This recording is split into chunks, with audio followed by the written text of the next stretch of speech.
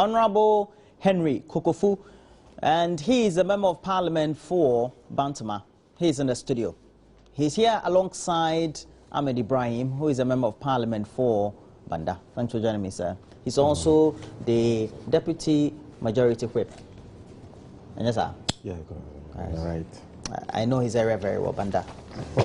He lives to Banda Hinkro. You've really helped Banda to develop.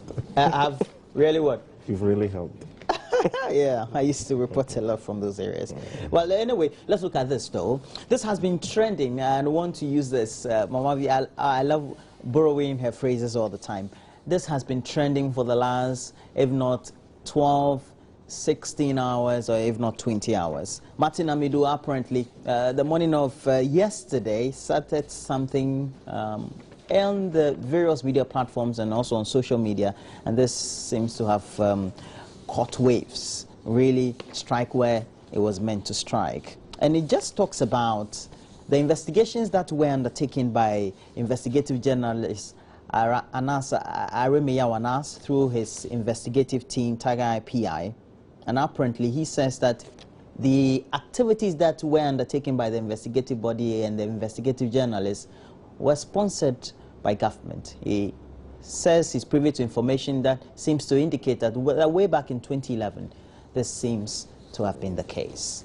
Well, we've had rebuttals from Kuku, which will give you a playback also in these very discussions. But first, let me ask you, what do you make of it, Honorable Kokofu? You're also a legal practitioner as well. The one on your side is also a law student as well, or a student of the law. So as far as we're concerned, it is an interesting issue. Yes.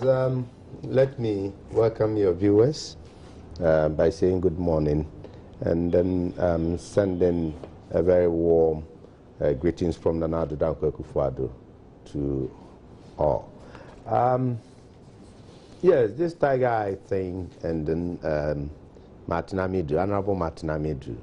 I think some of us are ignorant of most of the facts being put out there.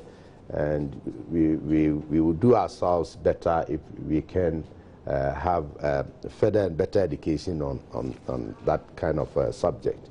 However, it all borders on the fight against corruption. That is the broader spectrum. You can look at it.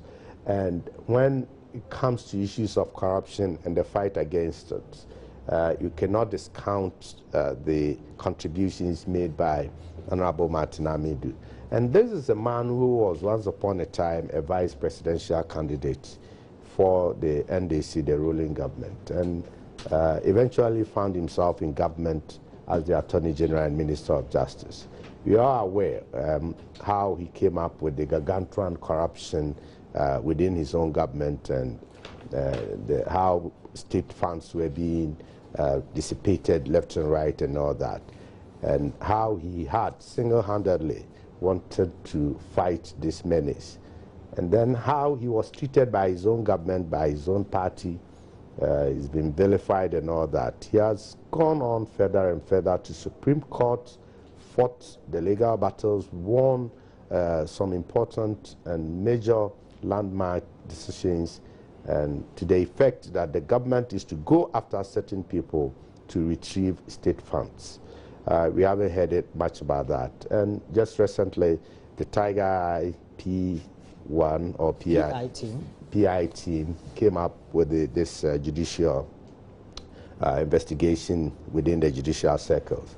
I'm told Parliament to there's a whole expose on you. That's what Martin Amidu purported, that 20 minutes of it was shown to, but he said that's not true. That's Tiger IPI, so to speak. Well, Parliament too is lacking.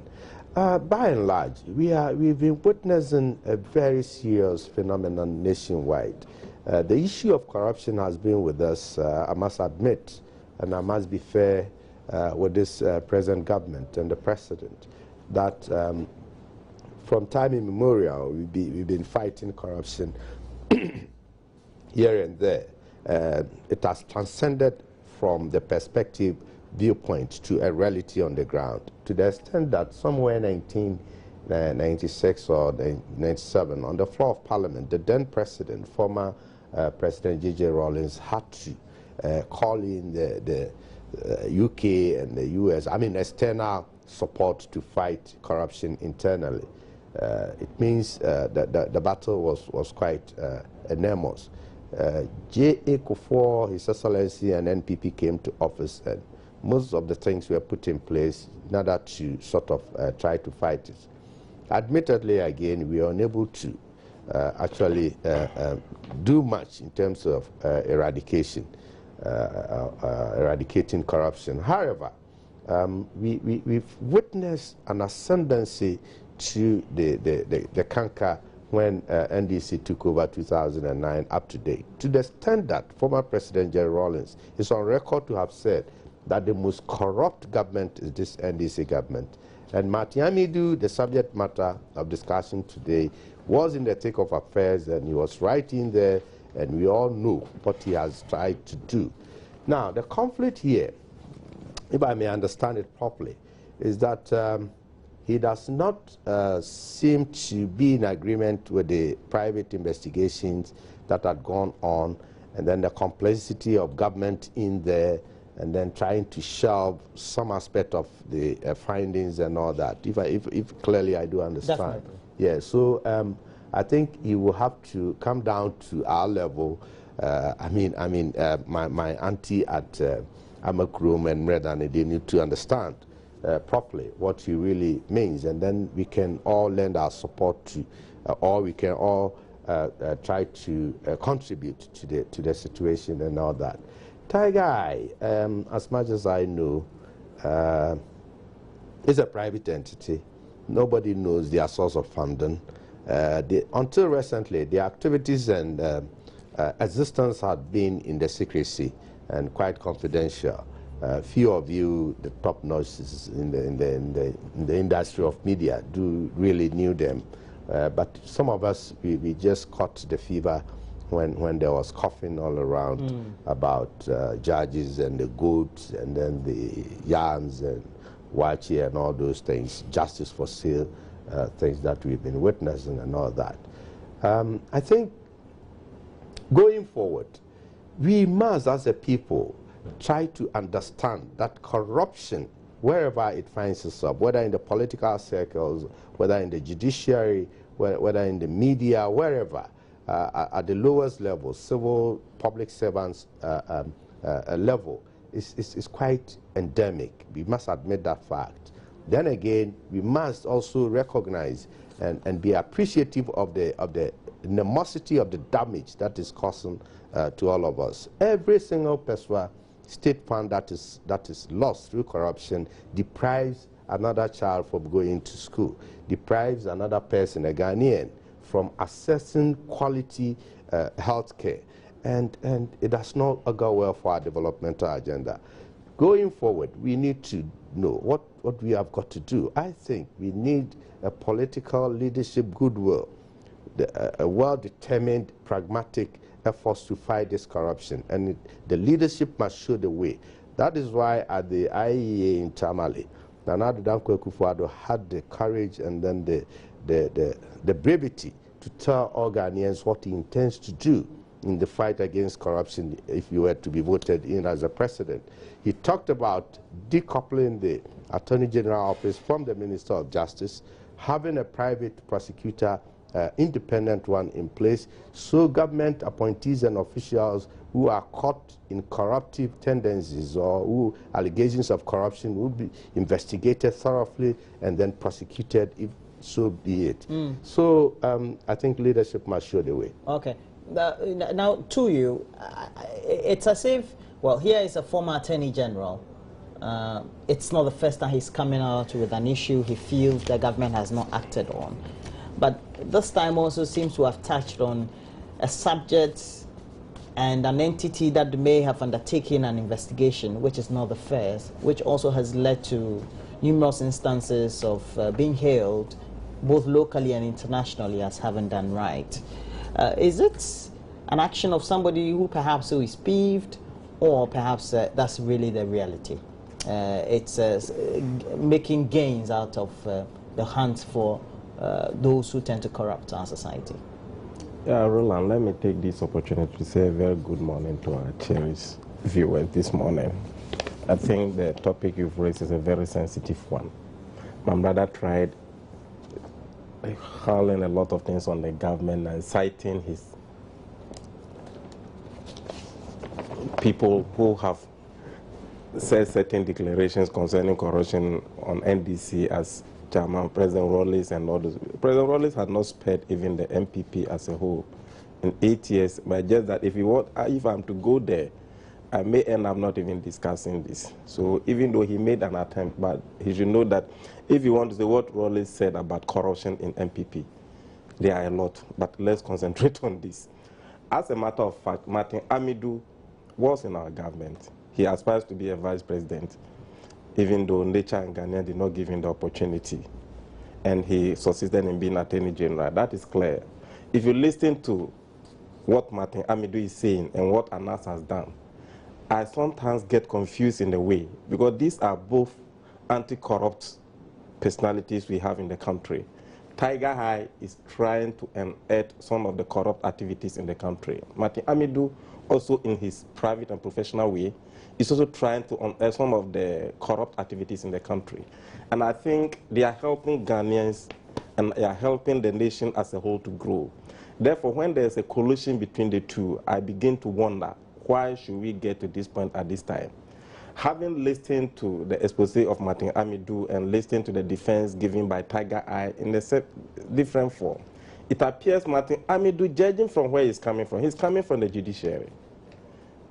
And he's coming from, I think he was a former parliamentarian. Yeah. Was he a former deputy attorney general, a private legal practitioner, and former attorney general in the Mills administration? If you listen to Martin Amidu, I don't know whether he's picked because the Tiger Eye expose has scandalized the judiciary in a very serious way. And it is not only the judiciary, it is a nation as a whole.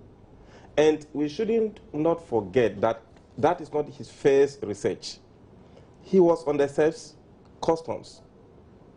He was on some cultural activities and all those things. Cocoa smuggling. Cocoa smuggling and all those things. So I don't think his first investigation was on judiciary. That you see that if you listen to Martin Amidu, so government-sponsored Tiger Eye to do investigation on the judiciary because of the relationship between the NDC government and the judiciary. That was Martin Amidu's stand. It was one of his cases. Secondly, that Tiger Eye has investigational report on the legislature, but 20-minute legislative decision on the legislature. But he's not bringing that one out because somebody... Government is restraining. Exactly. Okay. And he's bringing that of the judiciary. These are two areas that he's coming from. And therefore, if you shift this thing to go into different else and be shifting the goalposts, you will not be able to digest it very well. Is it true, as Martin Amidu is saying, that Tiger High has done investigative report on Parliament? Is it the case? I think that is the issue that Martin Amidu is saying. Secondly, it is the case that it was government, led by the NDC government, that sponsored the Tiger Eye investigation in the judiciary. This is the second thing. Tiger High defense is also that, no, he has been embarking upon his investigation ever since. He did not start his investigation in 2009, and that whenever he goes about to do his investigation and bring about his report, he goes ahead to say where his funding and his sources of investigation were. So in this case, I don't know why Martin Amidu will push him to say that it was government that sponsored my investigation. So in that case, Martin doesn't have a case there. Secondly... Well, Martin is saying he was in cabinet, a decision or a discussion and some conclusions were made in 2011, for which it was said during the Mills administration, for which also we've had, I think, some confirmation that at least for the ones involving customs, etc., there was some collaboration as far as we're concerned to enable Tiger Eye, or at the time, Anas Aremeyaw Anas, to come out with this, those investigations to unearth whatever difficulties or challenges there were with their daily operations that also involved or imbued corruption in many respects. Roland, we may be getting it wrong here. You see, whenever there's allegations of corruption, that propels Tiger Eye to go in. You see, customs, there were, before Tiger Eye went into customs to do his investigation, there were a lot of allegations, the kind of things that were happening at the port, the kind of ordeals that our women were going through at the harbor, at the borders and all those things. And I think that is why that one happened. In judicial corruption, I think Tiger Eye, we didn't need Tiger Eye to come out before we said that those things were happening at the judiciary. It came from two successive, very competent and highly respected chief justices. I think in Justice Akwes under President Kufuor's time, that thing happened. Under Chief Justice George Nawu's time, it also happened. And when the Chief Justice himself comes out to say that the judiciary is corrupt, and I think if there is a private investigation that can go, they will go in. Okay. Now let's listen to the managing news editor of the New Crusading guy, Kwaku Baako. He's been speaking on the subject and the concerns that have been generated as a result of what Martin Amidu, the former Attorney General, has put out. Now let's watch him. Relative to the aspects that concern Anas and Tiger Eye, because there are other elements at peace which I have no problem with, but those dealing with Anas and Tiger Eye with particular emphasis on the judicial corruption saga, I think the former Attorney General, who is a very good friend of mine, is a long-standing comrade, actually got it all wrong. And I have indicated that to him personally. Which aspects in particular do you say? Substantive points. He makes the point about the project was commissioned by government. That's an obvious untruth. If he challenges, then it's incumbent on him to provide us with something of evidential value to back up his claim.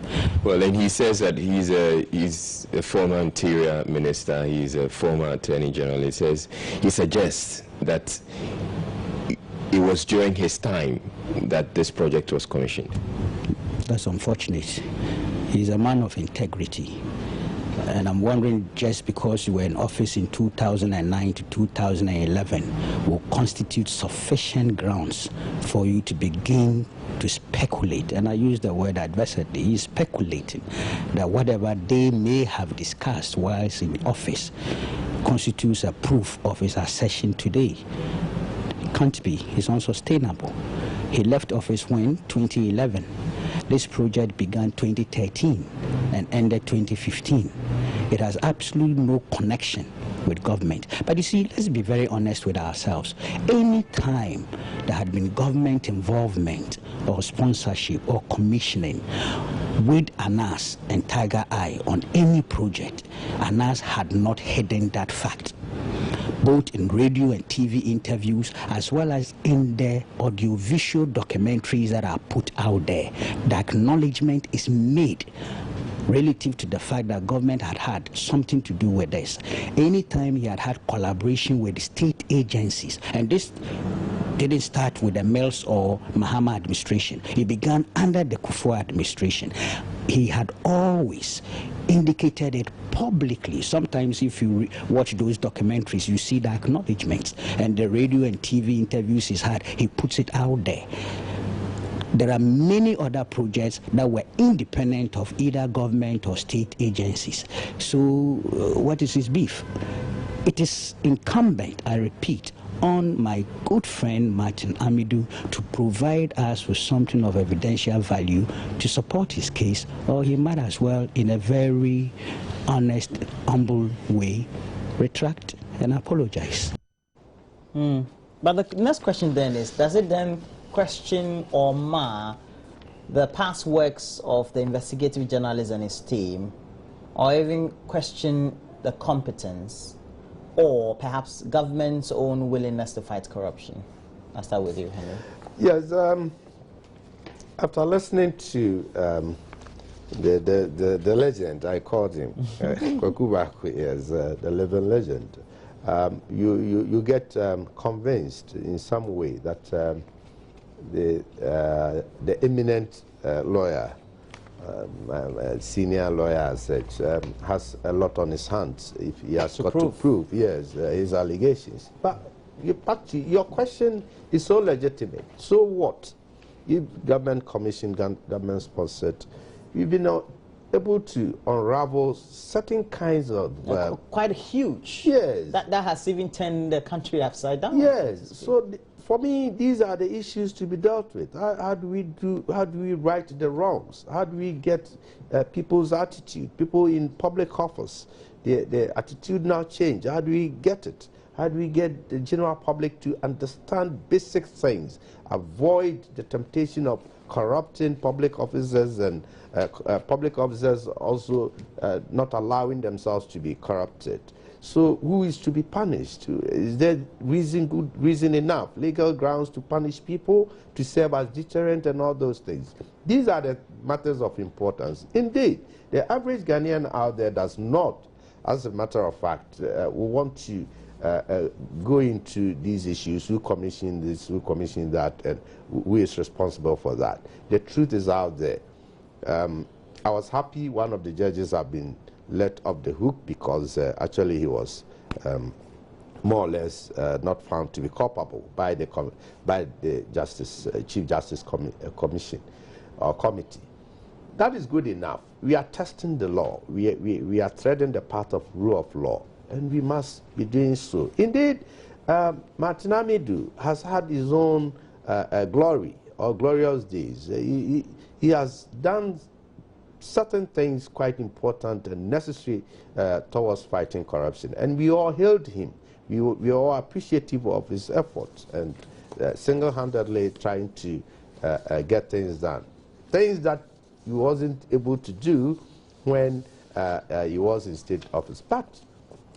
But here, what I'm beginning to think about is maybe the man harbors some kind of ill feeling that state agencies and state or public officials are denied the necessary support and logistics to undertake their constitutionally mandated role. Why do you say that?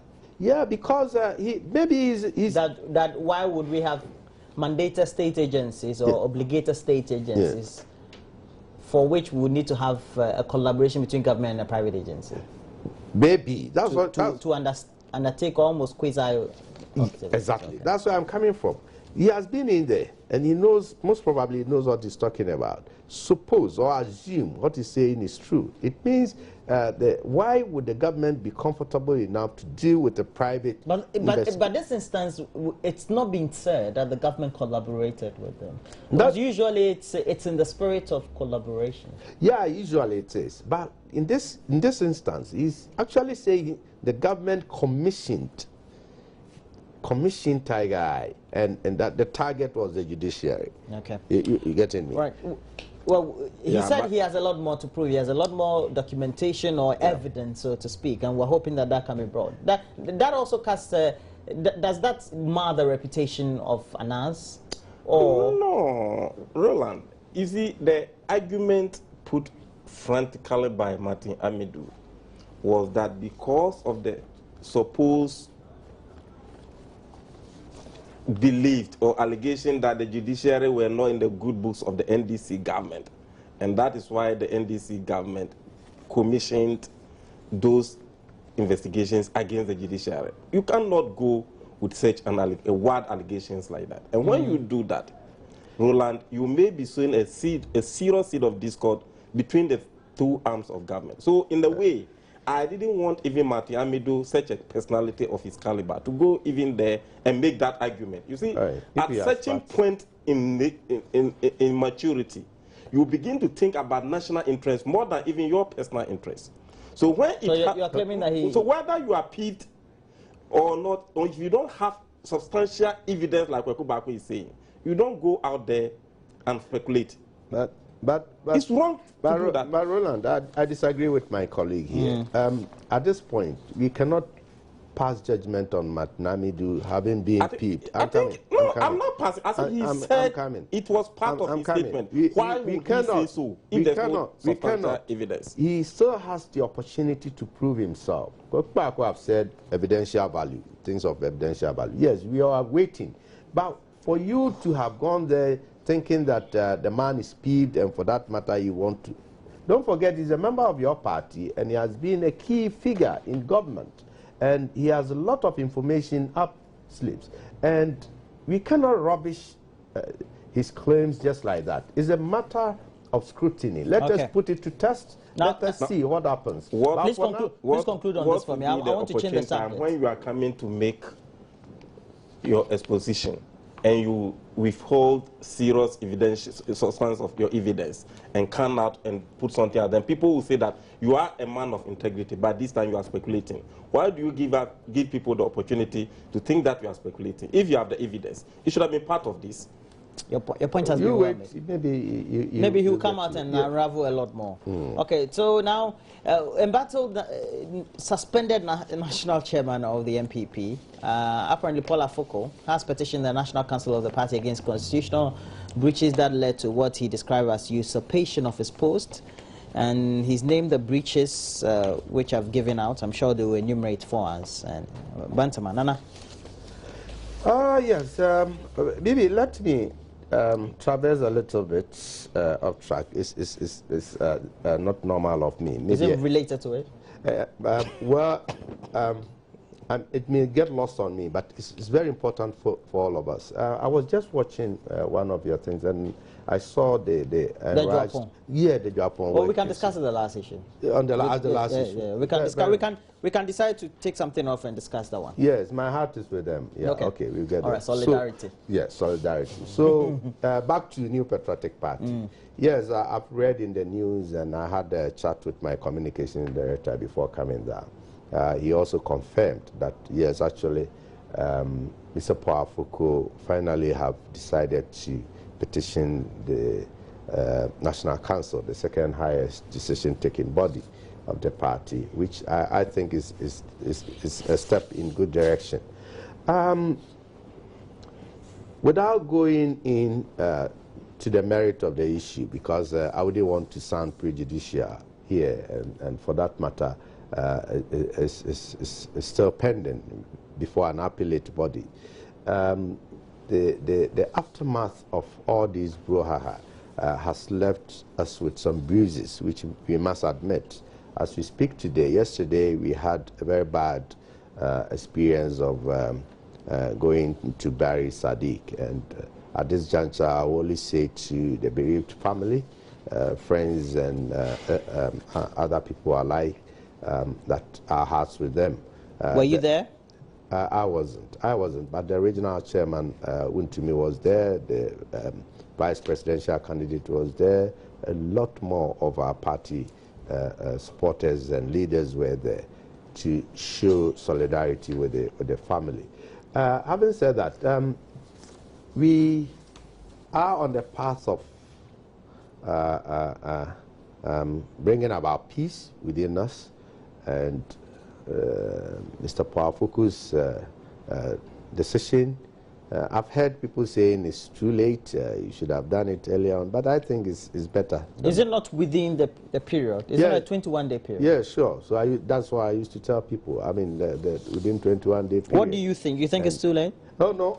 I think it would have been, if it had come a bit earlier, it would have calmed down nerves, and then we wouldn't have experienced most of the things that went on last week. However, the right to appeal or the when to do that remains within his own rights, constitutional rights, and he has exercised his rights according to the dictates of his thinking and his aspirations. I can only wish my competitor. My competitor, my patriot, fellow patriot. I can only wish him well in his endeavor to get the decision either reversed or whatever otherwise. Is it not more like his endeavor to get justice? Well, let me recall what our flag bearer Nana Dankwa Akufo-Addo said in the earlier days when these things started. He said he would have wished that we hadn't reached that point. However, having gotten to that point and the decision had been taken, he appealed to all of us, the supporters of the party, to respect the authority and the decision until steps are taken to reverse the decision or whatever. So it was his message at that time was in three folds. Yes, we could have avoided it.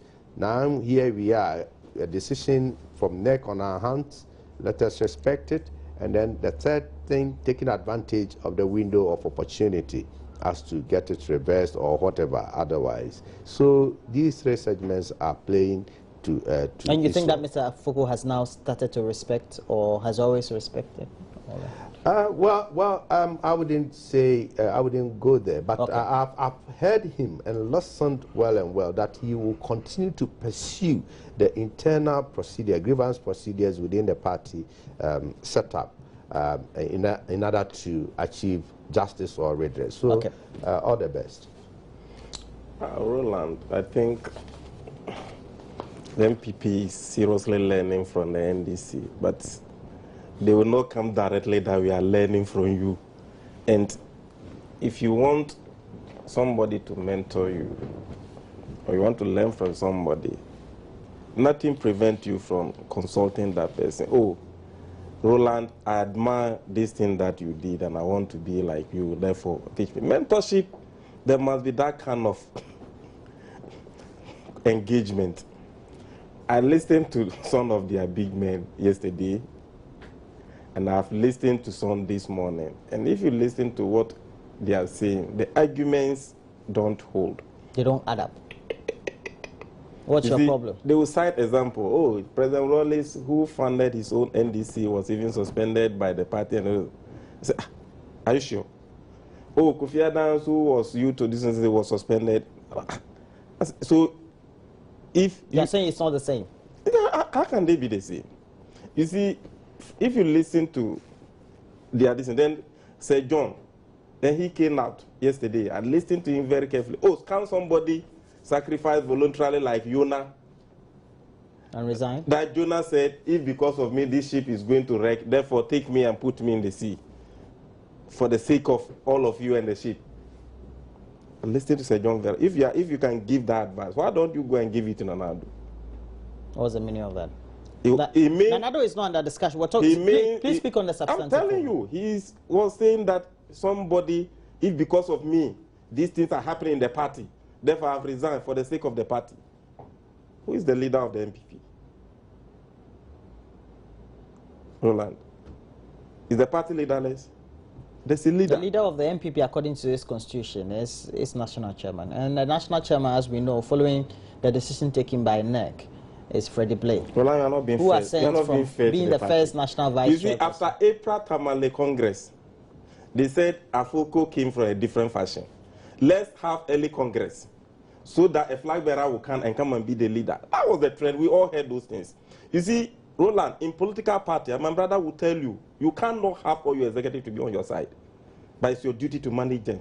So now, sometimes I can know that my brother may not like me, but for the part, I have to respect the fact that he's been voted for, and therefore I must give him that respect. Well, if that's what you're talking about, then the argument holds for both sides. His impact will not help me to win. I must work around him. That is good political gymnastics. So if you don't do all those kind of things, oh, the best way is to take my brother out and bring the person who I like to be there. I may not get to where I am. Then if you come to this statement giving, you are giving me this morning, Afoko is saying that there was not even quorum on the meeting that sat to suspend him. Well, that's what he raised in his petition. That is failed quorum. Is there failed quorum? Yes, but besides that, he said those who brought the petition were those who went and sat on their own petition. So it's like... And that because they were interested parties? Exactly. That's the second thing. Roland, did we go or did we come? And why should we come to this point? Somebody like your national chairman, you are going to determine the argument or the merit of a petition brought against your national chairman, and you don't have quorum, then you go and sit on it. Who said they didn't have quorum? Oh, that's what Afoko is saying. No, but you don't have to base... No, but that's what you've given me. Well, that's why it's in the petition. But that's what you've given me. You see, and he mentioned the name of the personalities. Even Ghana, when President Mahama himself has a serious case, he consults President Kufuor. In national serious these issues, President Kufuor is seriously consulted. There is no way there will be a national issue as former president and former head of state of this country who has ruled Ghana for 8 years with that large support and that international respect. So you're saying because he has experience. With that statement. So are you saying that they should have consulted better? And Afoko is saying that he was not there. Then he went ahead and said Kwabena Japan, who is the General Secretary himself, was also not there. He mentioned names. That President Kufuor was not there. Nana Akufo-Addo, who is the leader of the MPP as a party, was not there. Because they were all supposed to have been. He was not there. Then he mentioned, you see, the names are here. He himself, Sami Crab, who is the was also not there. He mentioned all those personalities who should have been there for them to be able to do this. A quick one. I'm mentioning the names of were they there? Ahmed Ibrahim, point me. Were they there? Roland, I was laughing because my colleague got it all wrong. I mean, the wrong. He's speaking to the petition, and I have read the petition thoroughly. I read it 3 times. Yes, but so you are judging that the petition is wrong. I'm coming. But you were asking me. But you were asking. I wanted to tell you, you shouldn't put your political cap on. You were asking him on a couple of times that, but this is what he is saying, and fortunately, you are not the appellate body to hear and sitting here passing judgment. And I think it's more like he's speaking to the statement of Paula Afoko. Yes, and that is what is under discussion. You're supposed to look at both sides, and that's what. Yes, of course. The best thing to have done, and once he is aspiring to be in the legal fraternity, the best thing to have done is to stay away from the merit of the issue. You can speak to it at the periphery. I agree. But why should we stay because it is before. Paula Afoko's issues were in public. We all discussed. Yeah, I agree. But this besides is not a law court. Yeah, but of course he's passing judgment. You see, and being prejudicial. Roland, I wanted to read this thing. And being, let me read it. I'm coming. I know where you're I'm coming. And being prejudicial. You got the last word. And being prejudicial. You go to court. You are served with court summons, notice of summons, and all the averment are put there. So somebody takes it, reads it, and condemns you and say you are before court. Come and answer A, B, C, D. So you are guilty, or he's innocent. So you're saying now they'll go through the merit of the petition, and you are not part of it, and you cannot be. No, but he can pass. He can pass comments. You can pass comment on the periphery. So that's what he's doing. But you can't say he can't. He can't. Is attempting. He can make an opinion on it. Well, of course, he's entitled to. And he's passed that opinion. It is right. Well, freedom of speech is guaranteed in the Constitution. Well, but trying to go into the merit of it, of which you do not have the full facts from both sides, makes it prejudicial. Okay. And it makes it anyway. I wouldn't want to go there, but the truth fact is, yes, of course, many things have passed under the water.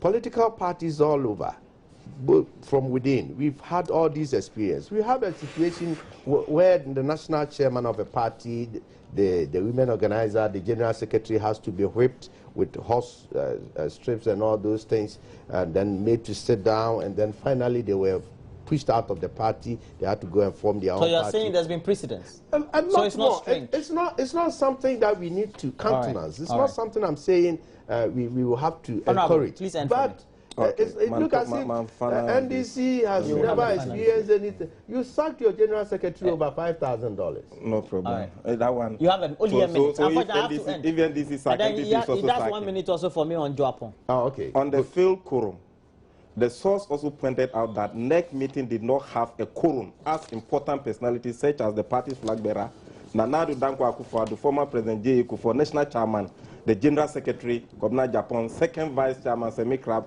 and women organizer, Otiko Japa. So because all of them were not in... All were not there. Then the second point, the petition argued that the purported NEC meeting failed to form a quorum as mandated by and prescribed by the MPP Constitution. The petition stated that for such an important meeting to take place, and more so to take a crucial decision on the national chairman. Honorable Kokofu says you only look at one side of the subject. Input of the party. We've had in the studio Henry Kokofu, who's a member of parliament for Bantama, and also Ahmed Ibrahim. I wanted you to speak on Joapon, but you can't. My time is up. Just 1 minute. No. The workers out there, they are your good friends. You know, the spokesperson, he was looking into your face. They want you, Roland. They want you, Roland, and some of us, we the MPs, to go and fight for them. Yes, to be on their side. It's so terrible, very horrible. Job contestants got dead. It was under Honorable Alan Chematin and then NPP government. Minister. Yes, as trade minister. It was resuscitated. Exactly, to offer employment for our teeming youth. And now, under the watch of NDC, 2009, up to this point, it has deteriorated to that. And NDC, Japan, Texas, which voters has collapsed. Yes, voter region. Right. It's a serious issue. We're taking a break. When we come back, Gladys already will be here in the studio, bringing to you entertainment, which is always brought to you by Airtel. This year, we'll be right back.